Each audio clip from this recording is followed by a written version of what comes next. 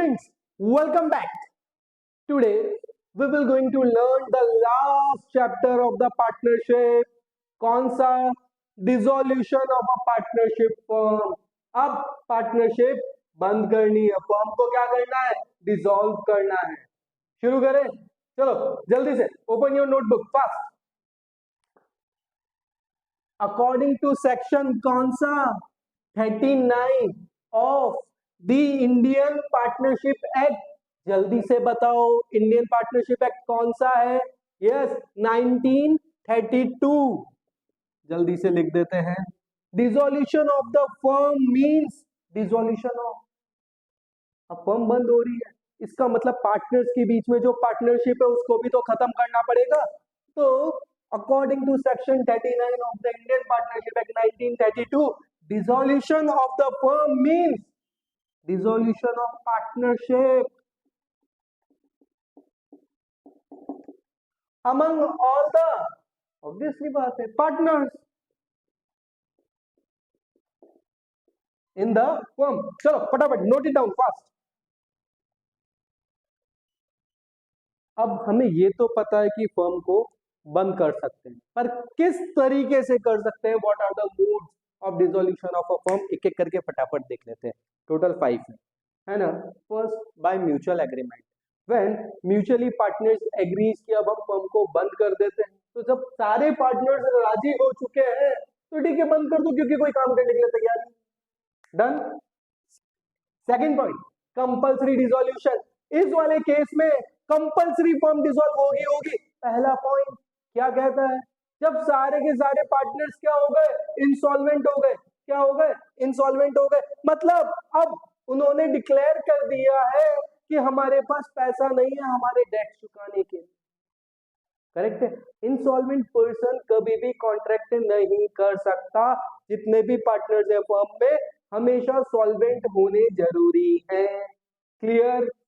When business of the firm becomes unlawful, जो business है अब वो लीगल एक्टिविटी नहीं, अब वो अनलॉफुल एक्टिविटी हो रही है. उस बिजनेस में क्या हो रहा है? अनलॉफुल एक्टिविटी हो रही है. तब भी फर्म क्या होगी? डिसॉल्व होगी. बात समझ में आ गई. Third point, by notice. क्या लिखा है? बहुत ध्यान से सुनना. In case of partnership at will, in case of partnership at will, at will का मतलब जब तक हम चाहेंगे तब तक पार्टनरशिप. अगर पार्टनरशिप जब फॉर्म की थी, जब पार्टनरशिप फॉर्म करी थी तब लिखा कि ये पार्टनरशिप एट विल है. ठीक है, तो क्या इस केस में in case of partnership at will the firm में be dissolved by any partner by giving क्या? नोटिस. बाकी सारे पार्टनर ABC पार्टनर्स हैं. ठीक है, और वो जो पार्टनरशिप फर्म है वो पार्टनरशिप एट विल है. तो A ने बोला फर्म को बंद कर देते और B और C को नोटिस थमा दिया. बोले ना अब क्या करते हैं? फर्म को बंद कर देते, तब भी फर्म डिसॉल्व की जा सकती है. पर किस केस में? In case of partnership at will. MCQ बनेगा, ध्यान रखना. Fourth point, dissolution by court. Court कब ऑर्डर देगा कि अब फर्म को क्या करो? क्लोज कर दो. पहला केस, पार्टनर या partners become person of unsound mind.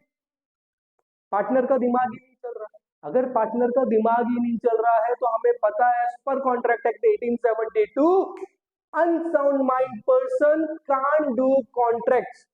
Clear. Partners becomes permanently incapable of performing of his duties. वो अपनी ड्यूटीज को परफॉर्म करने के लिए क्या है? इनकेपेबल है. तब भी कोर्ट क्या करेगा? ऑर्डर दे देगा फर्म को डिसॉल्व करने के लिए. Partners found guilty of misconduct.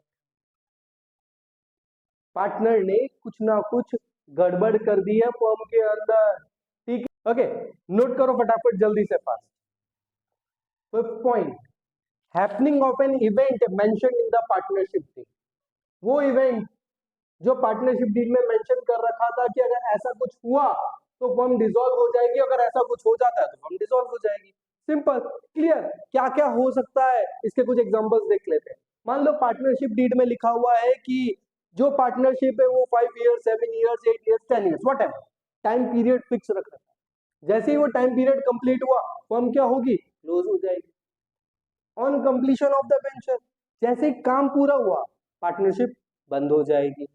On death of a partner, अगर डीड में मेंशन है कि किसी भी पार्टनर की डेथ हो जाती है और फर्म डिसॉल्व हो जाएगी, तो अगर किसी पार्टनर की डेथ होती है तो फर्म डिसॉल्व हो जाएगी। बात समझ में आई? ऐसे कोई भी इवेंट अगर आपने डीड के अंदर मेंशन कर रखा है और वो इवेंट हैपन होता है तो फर्म बंद हो जाएगी। बात समझ में आई? हाँ या ना? चलो फटाफट नोट करो, मिलते हैं नेक्स्ट वीडियो में। Bye bye, Tata.